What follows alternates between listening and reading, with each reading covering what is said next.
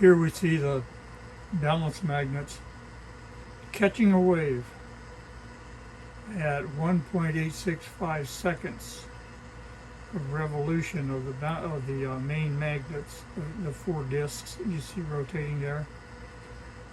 And the balance magnets are following a wave coming out of the magnet assembly. And I think it's like a spiral wave, like in a tornado, where it expands as it goes up. And the balance magnet is following that as it turns.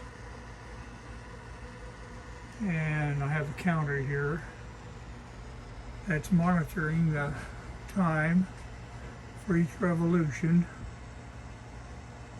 It's in microseconds. It's actually 1,860,000 microseconds, which is 1.86 seconds. And I'm monitoring with a scope every time it triggers. And there's the little wave shaper assembly that takes the pulse coming out of the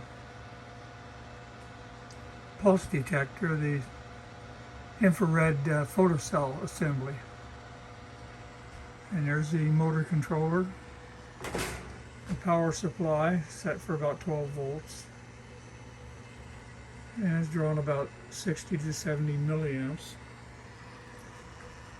And this little motor I got off the line. And it's set for maximum RPMs is about 100 RPMs. So that's it.